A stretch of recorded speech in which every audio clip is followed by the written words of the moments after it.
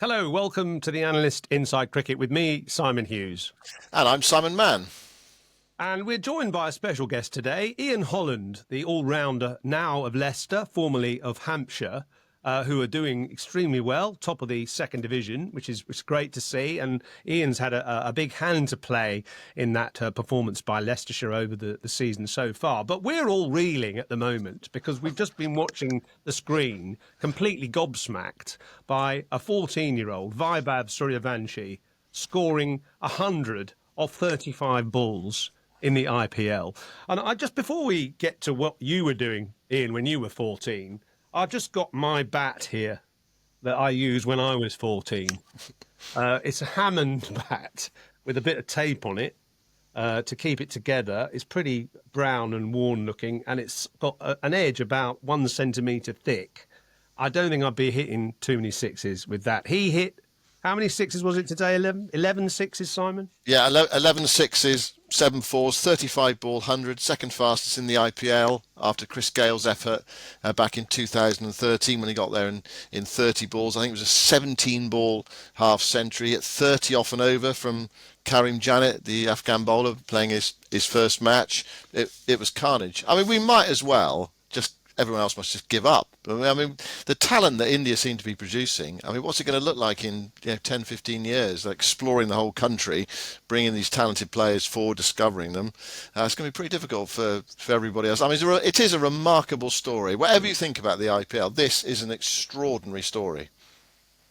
Yeah, Ian, I know you didn't actually watch it, but I mean, he's just walking out now, actually, as we're watching the pictures live from Jaipur. He's just walking out, and he hasn't started shaving yet. He's got those sort of cherubic cheeks of a 14-year-old, sort of puppy fat and so on. I mean, he hardly can believe it himself, but because he hit his first IPL ball 3 matches ago. He hit his first ball for 6 over extra cover. He smashed the international class bowling of the Gujarat Titans all over the place today. There were hints, actually, of Brian Lara about the way he has an incredible sort of perpendicular backlift and a huge 360-degree follow-through, left-handed, of course, as well. And Brian Lara was one of his heroes when he was growing up, just watching. Well, I say when he was growing up, he still is growing up. But he saw a bit of Lara on TV. Ian, I mean, what? Obviously, you didn't watch it, but you saw his first game. I mean, what do you make of it? It's incredible. Like, even looking at his first ball going for 6, and then I think his third ball of his first game, he was 13 off his first 3 balls in the IPL, which is crazy. And then to do what he did today, like, it's hard to comprehend. I think at 14, I was dreaming of a professional career, and he's living that out. Like, I'm thinking of when I was 14 and you're playing in the backyard and you're tonking your brothers around or whatever. Like, he's doing that on the biggest stage. It's mind-blowing. Yeah. I mean, in fact, he made Yashasvi Jaiswal look almost pedestrian at the other end, who got 70-odd. And, of course, he's an absolute wonderling himself. It come through in the last sort of 2 or 3 years in the IPL and obviously in the India side. But Vaibhav Suryavanshi from Bihar, which is a much poorer region of India, where actually MS Dhoni originally came from, that sort of area. And, you know, he was picked up by the Royals, who've made a name for themselves. And for once, I can be quite proud of the Rajasthan Royals shirt on my wall behind me there. They've had a pretty bad season, but they are a team who try to bring on youngsters. But this is something else, Simon, really.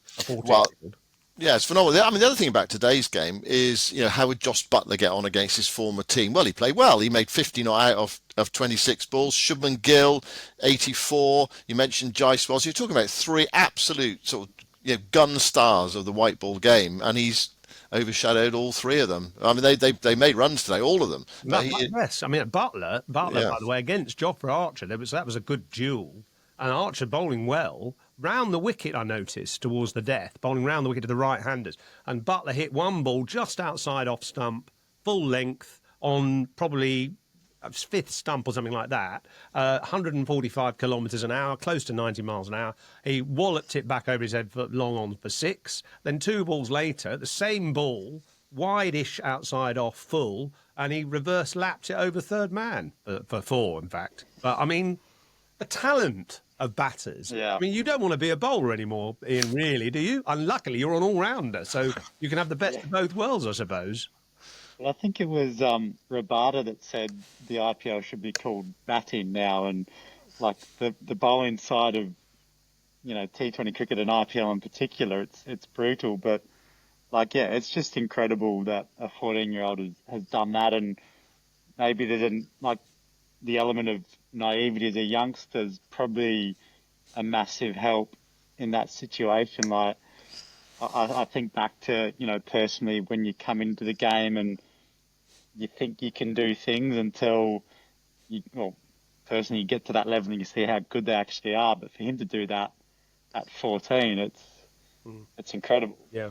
Well, listen, we won't dwell on it because it is stunning, and all the papers will be full of it tomorrow probably anyway, and certainly the websites will. I mean, we're going to talk today about the county championship, from the ridiculous to the sublime, I suppose, and also debate who are the best all-rounders in the county game. Ian, you've been playing really well this season, both with bat and ball, but we'll find a few other candidates as well. And we're actually going to also talk a bit about crazy nicknames as well, after one or two have surfaced in the last bit. And Ian, your nickname, Dutchy, of course, Dutchy Holland, Ian Holland, you've had a nice day today because you beat Gloucester, Simon's county, yesterday, and you've had a little, instead of getting back to your residence straight away, you've had a bit of a sort of preamble through the countryside today, I hear.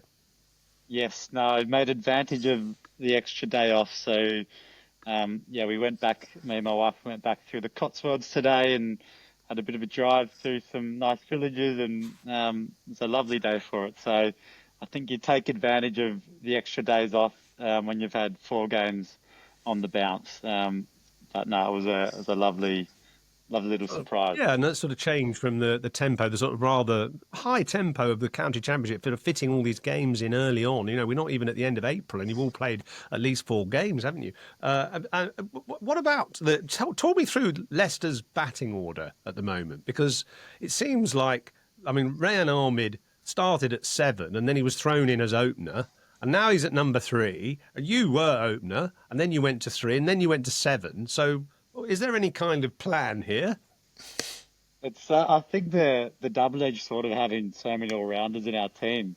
I think it was actually last game against Lancashire, Tom Scriven was at number 11, and I think he averaged close to 40 last year with the bat. And so that's, I think, one of the nice things about our team is we've got batting depth, and sort of the conversations we had at the start of the year was for me to go up top, and I've had that experience up top previously, so we can then, guys like Ben Green and Ben Mike would be sort of 7, 8, 9.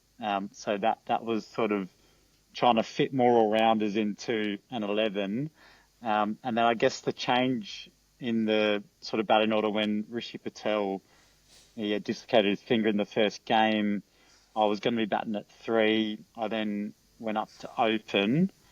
And then, Ray ended up opening the bat in the last innings of that first game and came out and batted well. And then he sort of, asked the coaches if he could have a crack at up top, and he wanted that challenge. And, he's gotten an amazing amount of talent. And I think if you want that challenge as an opener, that's a great thing for his development. And he got 100 against Lancashire last week, and I think this week was a pretty sporting wicket, and he didn't get any, obviously, but no, well, he's not going to die wondering. I noticed in the second innings he had a big waft and an early delivery, sort of dangled outside off on a length and whacked it straight, didn't he?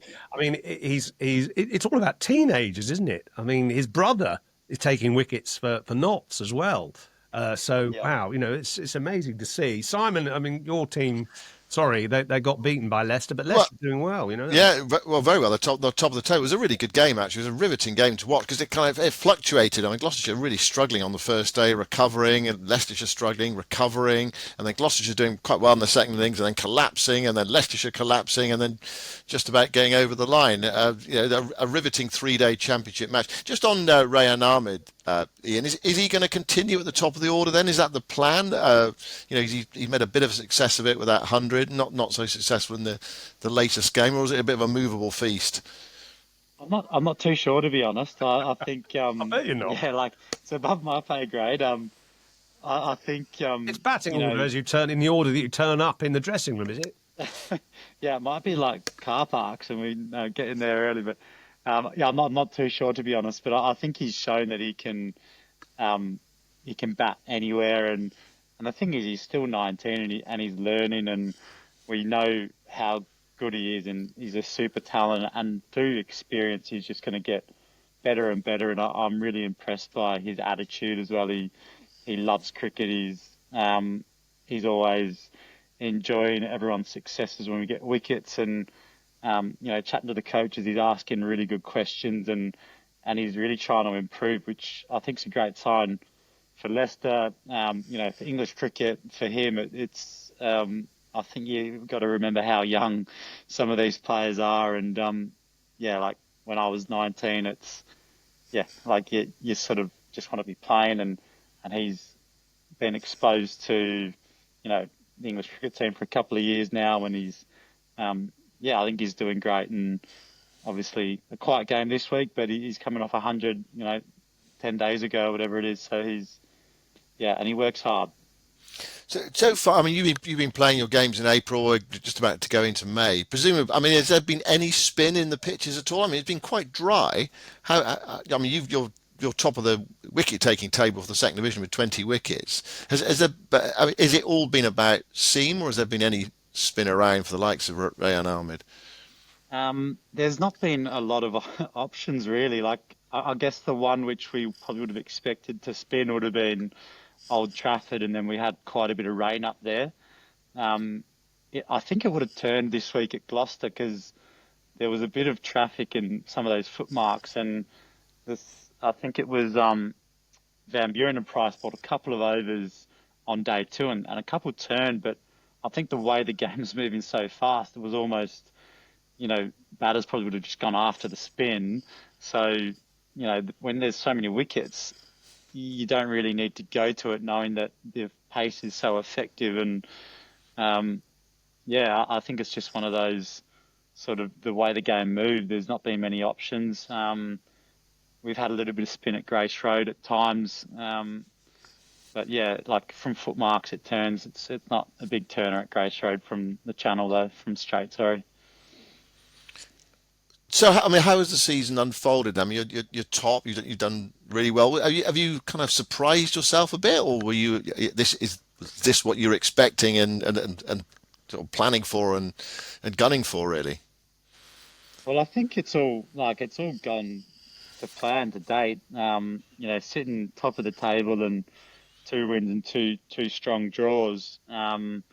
It's good, and I think we didn't have expectations as a group. It was we've really dialed into just been trying to be a process driven team, and I know there's a lot of cliches around that, but the more that we can just focus on what the process of our skill set is, we think that that's going to help the results fall our way, and the proof's been in the pudding so far, and it's simple things. It's trying to do those really well, and I think we've played really good team cricket. There's not been a lot of standout performers. There's been guys chipping in with the ball throughout the year, and guys have been coming in and holding pressure, and then we bat all the way down, really deep. So that's also a great asset of our team. And does that mean that there's a lot of sort of competition for nets? When you're on a practice day, if you've got everybody who can bat, if you've got a few tail enders, and people sort of they don't worry too much about too many nets. But I mean, if you've got 11 guys and you say that even the number 11 can average 40 or something, I mean, is that pressure on the throwdowns or the coaches or something to make sure that everybody has enough practice? Yeah, I guess it is. It's a big load, and we'll bat in sort of net slots on a Wednesday or a Thursday, and I think sort of that flexibility around training now that the season's started is, you just got to manage workloads and things. So there's an element of like,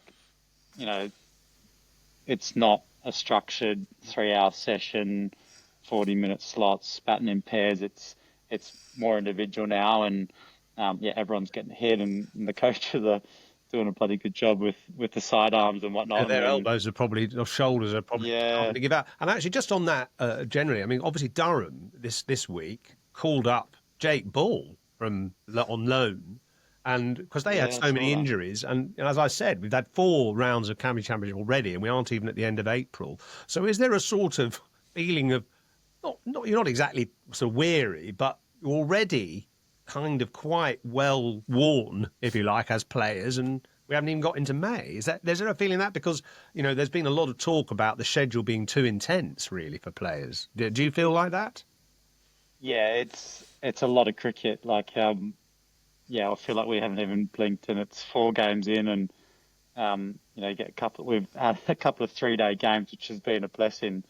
And when you take the travel and things into consideration, it's a pretty heavy month or two. And I know there is a lot of chat around it, and they might be sort of looking at the bigger picture going forward. But I mean, in terms of personally, it's a great place when you're winning, and it helps things, and you don't pull up as sore after a win than probably a loss. So that we've been very fortunate from that point of view. But yeah, no doubt it's everyone's looks forward to that week off, and we've got one more, and then a week to sort of rest and recover, and then we'll go 2, and then it's the blast. Turn around into T20s as well. Yeah, and I mean, actually, Jake Ball was a good recruit for Durham, wasn't he? Because he got 5 wickets, and Durham polished off Worcester easily. And so the top of the table clash in the first division, Notts Sussex, ended in Notts' favour. I noticed that Simon and I picked a couple of 5 players to follow this season each, and my player Jack Carson from Sussex got a bit of ducket treatment in the second innings of that run chase for Notts. I think he went for 85 from 10 overs. But Notts polished off Sussex as well. And that was a bit of a mismatch in the end, I suppose. They won easily by 9 wickets. So we've had some really close games, and some where you could sort of feel like Worcester feel they're not quite first division standard, actually. What do you think, Simon? Well, they're probably just struggling to compete with the standards of the other teams, aren't they? They did have that tremendous rearguard action against Somerset, didn't they? It might have taken a lot out of them, but they forced Somerset right there. Somerset haven't had a great start to the season. I think the thing that I really noticed in this round of matches, apart from Leicestershire's continued good start to the season, is the fact that Surrey were back to their best, weren't they? I mean, polishing off Somerset, who've been actually struggling a bit so far. It was kind of like an all-round performance from Surrey. And one of the things that I noticed that Gareth Batty, their coach, said during the game, actually, Jordan Clark, he said, if you take out Ben Stokes, then Jordan Clark is the best all-rounder in the country, which is going to be one of our discussion points, wasn't it? We've got Ian on. He's had a great start to the season, 20 wickets, 175 runs at nearly 30. So Jordan Clark, 34 years of age at Surrey, is he the second best all-rounder in the country? I wonder what Chris Wokes thinks about that. Because just looking at Jordan Clark, his batting average is 29.94 in first-class cricket. His bowling average is 29.55. He's a very experienced cricketer, 261 wickets. He's made 400s. But actually, if you look at an all-rounder being someone whose batting average, or successful all-rounder, someone whose batting average is above their bowling average, he's actually a couple of points below. Maybe that he's just playing the best cricket of his life at the moment. So that's quite a long career, hasn't he? But there are a few all-rounders around the country. Actually, statistically, in terms of first-class cricket, the best all-rounder in the country is Yoz. Do you know? Well, I think he plays for Middlesex, doesn't he? He does, He yeah. did have a little dip at Gloucester as well. Yes, he did. He had a good time at Gloucestershire, yeah. Ryan Higgins, who averages 36.76 with the bat and 25 with the ball. I mean, those are extremely good And he figures. saved Middlesex today, actually, as well. He played well, and they got a draw at Derbyshire. You nicely reminded me earlier, didn't you, that this is the first time that Derbyshire have ever made Middlesex follow on. Is that right? That's right, yeah. I think they've made 117 other teams follow on in first-class cricket in their history. First time they've ever done it to Middlesex. But, I mean, it's obviously pretty flat. I mean, there have been some flat pitches around the country, it seems to me. So what's it like being an all-rounder, Ian? Is it good because you're always in the game, or is it just so damn demanding, especially when you're playing back-to-back-to-back matches? Yeah, no, I love it. I think it's the best because you get to be involved a lot more than if you're just a primary skill player. I look at it as four chances to impact, 2-day games and whatnot. But it does come with, the extra workload and whatnot. But yeah, I do enjoy it. Someone once told me when I was sort of younger, try to be an all-rounder that can be picked as a batter or a bowler in a team. And if you can do that, then, that's, I think, a good sign of an all-rounder. So that's something I've always thrown into, the mix when, certainly discussing who the best all-rounders are. And, Does like it a Ben also take Stokes who away changes it. Does it take away from the practice because you have you're not just a batter, so you can't just go and hit a few balls and then do fielding practice. You've got to practice your bowling as well. How do you sort of separate that? How do you decide how much time to spend on each discipline? Yeah, good question. I think you probably know yourself what you need to do to be at the level you need to. And I guess it does change. Like, for example, this week, um, like I think it was yesterday, I was actually expecting that it'd be a big bowling day and, the body was a bit sore. So I was just mentally preparing to bowl and I didn't have a hit in the morning slot because I was thinking it was going to be a 20-over day with the weather coming in and, we were batting by lunch. So it's funny how it does go that way. But I guess, from a skills perspective during the week, at the moment, you won't be bowling many overs between games because of the workload. And then you'll be putting time into the batting. And yeah, the way I would sort of look at it is what are the prerequisites you need for these conditions, the opposition, and you sort of tailor your preparation that way. And yeah, I guess some people just hit more balls and to feel good. Other people, whatever you need. But certainly the training load is a lot more. I read an article on Sunday previewing the London Marathon by Alistair Cook. Well, it was an interview with Alistair Cook and Andrew Strauss because they both took part in the London Marathon on behalf of the Ruth Strauss Foundation. And of course, in England opening pair, having a kind of contest to see who could run the London Marathon the fastest. Cook actually did it in 3 hours 15, I think, so that's pretty impressive. But I noticed he was writing about his preparation and his training and how his knee hurt. And, oh dear, he felt a bit sore. His feet were a bit sore and things like that. And he wasn't used to it because you don't get sore when you're a batsman so much. And I'm just thinking, he's got no idea. Batsmen have got no idea about what it's like to be a bowler, where your knee hurts every day, or your back, or your shoulder, or your calf, or whatever. Batters have just got no clue, have they? Really? And you are, at least you're doing both, so you've got the sort of sense to know that bowling hurts. It does. I think I'm pretty lucky. I don't actually bowl fast enough to I get saw really you nearly sore. bounced someone out, didn't you? Someone came up the wicket at Must have you. been someone Well, no, else. in the last game, your last wicket, I think, someone sort of came down the wicket at you and you dug it in and Oh, you pretty much gloved it, well, didn't you? it's a number 11. So Okay. I think if it was a top Yeah. order batter, it was going in front of square for six. But no, it certainly is. You don't really, after probably the first game of the season, feel back to a 100% fresh as a bowler, and you kind of just manage it. Take the fast bowler's cocktail from the physio, and you push on. And that's kind of the life of a fast bowler. But I admire the guys that run in and bowl as fast as they can, and bowl 3 or 4 overs of bounce, because that must be hard. Is it possible to do that in the championship with the schedule as it is? I mean, what does it feel like for the express pace bowlers? Is it actually physically possible to do it, do you think?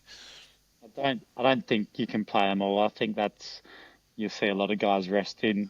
Certainly the really quick guys, because yeah, it just takes too much out of you. I think that's a lot of the conversation with the scheduling is, the skill level of certainly bowlers will diminish because there's not the recovery time, and you know, 3, 4, 5 4-day games in a row. That's crazy to ask a express fast bowler to be doing that every week. What do you think would be a good gap between matches for if you're a quick bowler just to have proper time to recover? You can actually feel, yeah, I'm ready again. I've just played that day. When would be the next perhaps best time to play? Do you think? I think like a 5-day break between games would be good, because you could then have a couple of days off. You can fire yourself up at training again, and then get a build up into the next game, because bowlers aren't bowling I mean, I'm a medium bowler, and I'm not even bowling between games. So I'm fortunate at the moment. I'm bowling well. It's coming out nicely. But if you're struggling for that rhythm and you're trying to find that between games and then go out and then have the workload of a game, that's a really hard place to be. So I think that's where you'll see bowlers rotating if they're not quite right. And certainly, yeah, those top end fast bowlers, it's I think almost impossible to be playing more than 2 or 3 on the bounce. Have ice baths penetrated county cricket? Yeah, we use them. I'm a big fan. I don't know if it's a mental thing, but it certainly feels like it freshens you up. Yeah, like definitely all those recovery things help. Good sleep. It's all important, I think. Well, listen, you put your feet in a bowl of water just for 5 minutes. We'll take a quick break. Just to remind you, though, it's the last week of this competition to win tickets for the England-India Test match. You never know, maybe Suryavanshi will get a call-up for India's Test team. I doubt it, but Jaiswal will certainly be there. England-India, July the 10th to the 14th at Lord's. Free tickets on offer if you enter our competition by subscribing to the Crickverse blog, Cricverse. So subscribe to that and you enter the competition. And we'll be back after this break with a discussion about the best all-rounders in England and some crazy nicknames. Well, we were talking about the best all-rounders in county cricket before the break. We touched on it. Actually, what I would like to say, what I was talking about was the best pace bowling all-rounders. So I wasn't talking about spinners. I mean, they sort of have it easy, don't they? You poor pace bowlers, Yoz. I mean, we've had the violins out on this podcast actually not so long ago, didn't we? For 3 old pace bowlers, you, Gus Fraser, and Derek Pringle.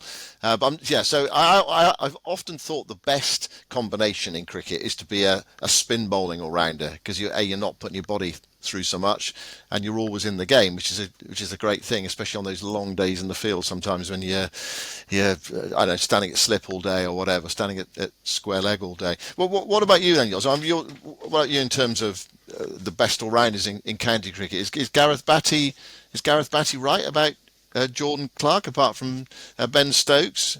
I think he is very good. I like the way he bowls. He reminds me a little bit of, a poor man's version of Courtney Walsh, because he wider the crease and he sort of angles it in and manages to get the ball to hold up to the right-handers. And he bowls he bowls a heavy ball, doesn't he? Strong guy, quite sort of fearsome looking as well, bearded and tattooed and everything.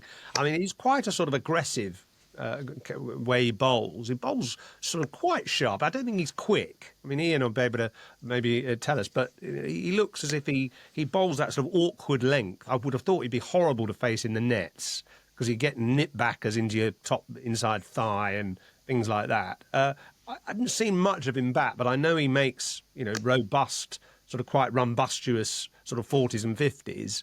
And I like his bowling. I think he bowls. His wickets in this match against Somerset in the second innings are a bit lucky. 1 or 2 caught down the leg side or played on and things, but he's at you all the time. Ian, what do you make of him? Yeah, these he's obviously done really well at Surrey for a number of years now, and he's always got a knack of picking up wickets. And like you say, he's a wide of the crease bowler. He holds it to a right-hander, but also runs it back in. You'll see him get a lot of wickets where they will leave it, and the angle will run in and clean up off stump. But yeah, no, he's quality, and I think you mentioned his batting. He's certainly at his best when he's coming at you. Like he can.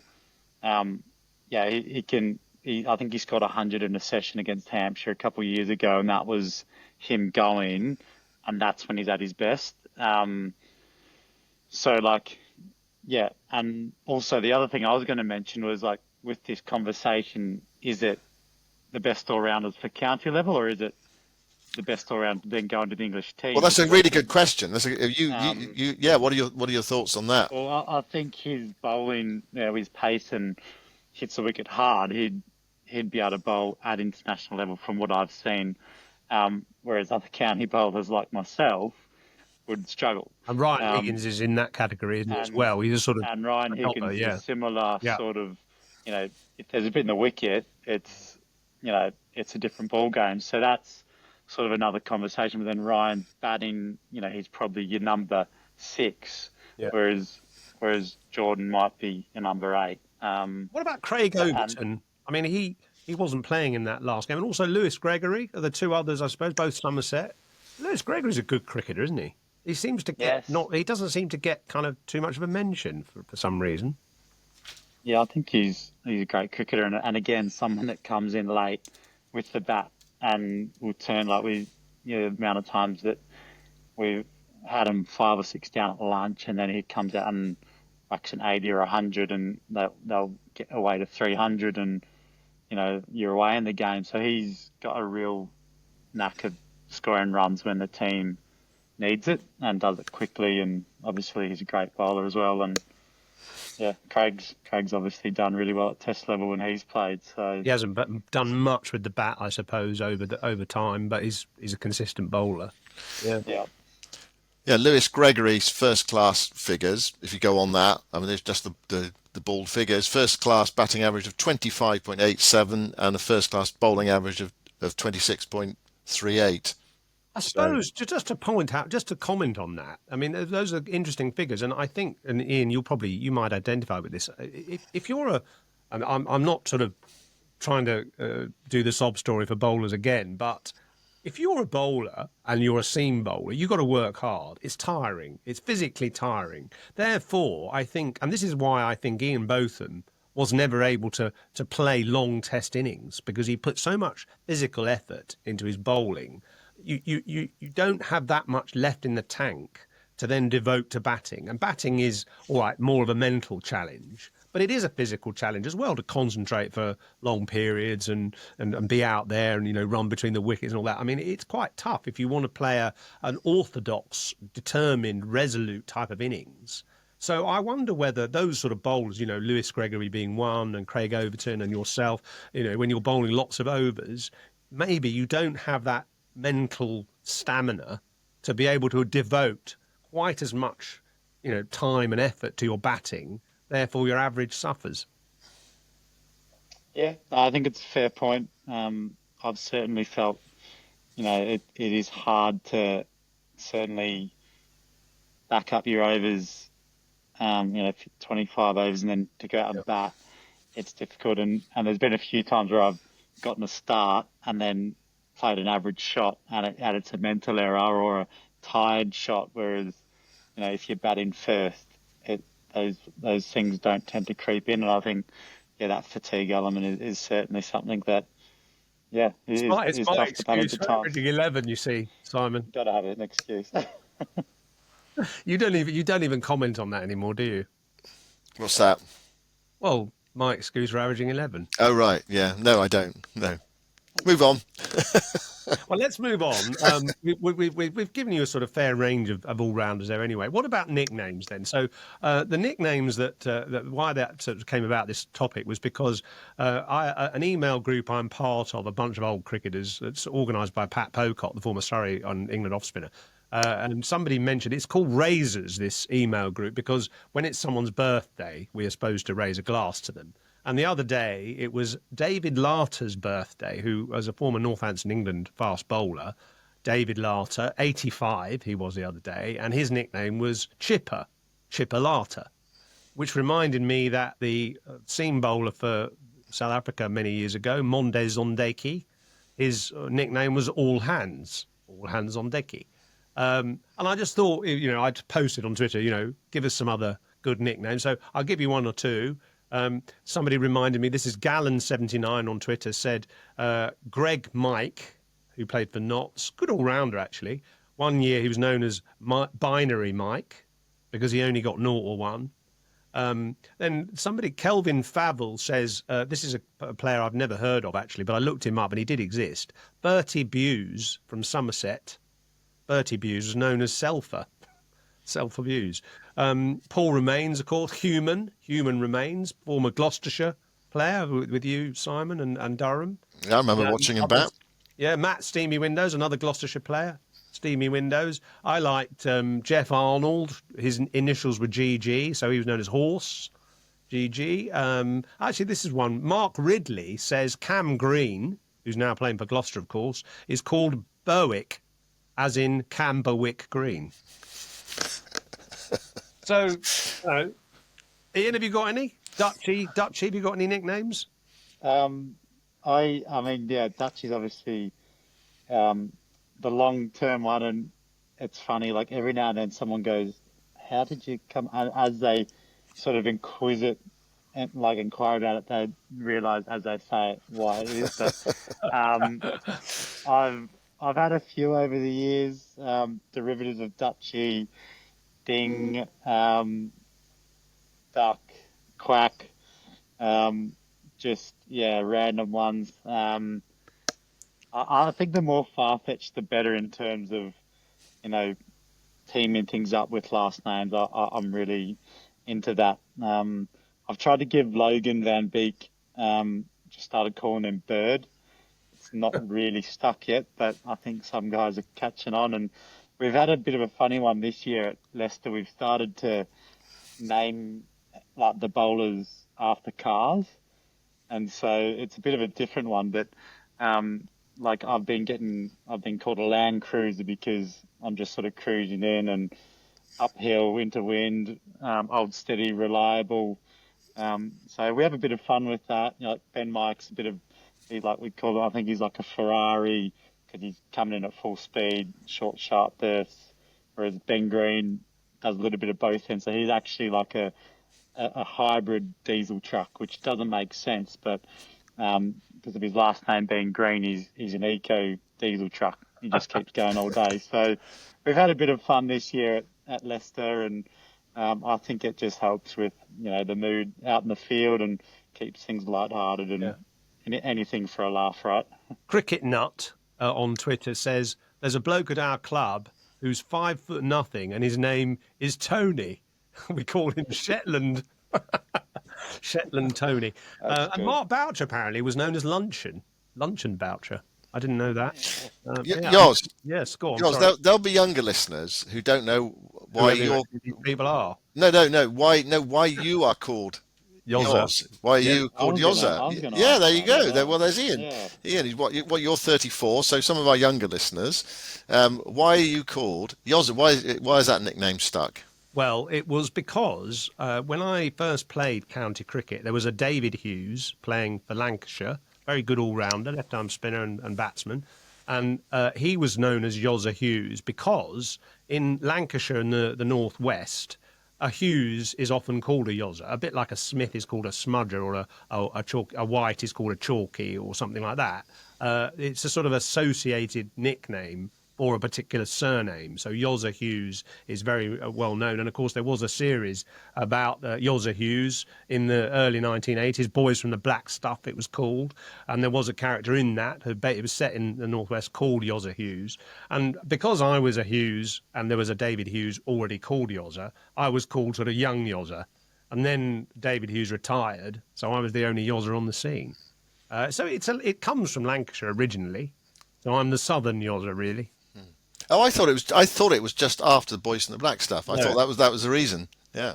It started before that. I mean, in fact, David Hughes is on our Razors group as an older player. And so we get confused sometimes with messages from Yozo, which was him. In fact, it wasn't me, sort of thing. So people get a bit confused. Anyway, it has stuck, I suppose. Yeah. Right. Okay. So I always assumed that you were named after the Bernard Hill character in Boys from the Black Stuff. There we go. You do. Occasionally, people learn things on this podcast, and occasionally, I learn things on this podcast. Any other good nicknames? I like this other one here. Another correspondent, Stephen Hedges, says his father played for Glamorgan back in the 1950s. So I don't know what his first name was, but he was a Hedges. And he opened the batting with Gilbert Parkhouse, well-known batsman, who smoked like a train. Collectively, their nicknames were Benson and Hedges. Quite nice. Yeah, and there's a few others. David Sales, Dumble Sales. There's a few silly ones knocking around. Obviously, Crawleys are always called Creepy, aren't they? So Zach Crawley and John Crawley before him, known as Creepy. And actually, quite like as well, there was a guy that played for Hampshire for years before your time. Actually, another sort of fast medium bowler called PJ Backer, who was actually Dutch, and he always got the ball to jag back up the hill or into the pad. So he was known as Nip Backer. And apparently Ali Backer, the famous South African captain and administrator, was also known as Nip as well. Ali Nip Backer. Listen, Yoz. Are we going on and on here? Well, listen, I think it's time that we let Dutchy go to bed or something like that, because he's had a very tough start to the season, and he's had his journey back from Bristol today through the Cotswolds on a lovely English summer's day. So it's probably about time we let him go, isn't it? So he can rest up for that match against Northants on Friday. Yeah, and great news. Leicester on top of the table. I mean, a county who people forget about. But I know you've got quite an adventurous chief executive, and he's got plans for what is the biggest playing surface in the UK. Isn't that right? It's huge, yeah. No, it's exciting. I think there is a lot of ambition, and I felt that when I sort of came here on loan last year, and that was something that got me really excited to come and sort of continue my cricket career here. And it's nice that the on-field results are starting to fall. And I think there's been a lot of hard work behind the scenes from everyone. So it's nice to see us moving in the right direction. Well done. Well, congrats, and pass our best wishes on to you, because it's good to see an underdog like that doing so well. Right. Well, that's it, Simon. Unless you've got anything to add. No. I did one quick question. What were you thinking, Dutchy, yesterday when you were 42 for 5, chasing 140 to win?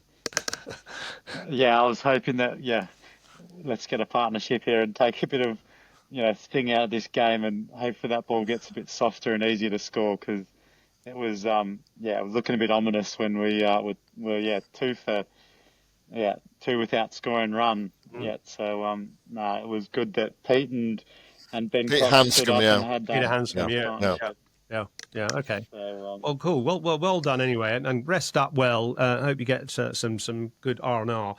Just one other thing to say, actually, and the next podcast we've had Jared Kimber on, the journalist and stats guru and broadcaster, and our next podcast is going to be all about who are and what makes the greatest Test batsman who've ever lived. So that's our next podcast coming up later in the week. Gerald's done a book called The Art of Batting, and we're going to debate who are the greatest batsmen in Test cricket over the years. So that's coming up in a week's time. Don't forget the Crickverse, CRICVERSE.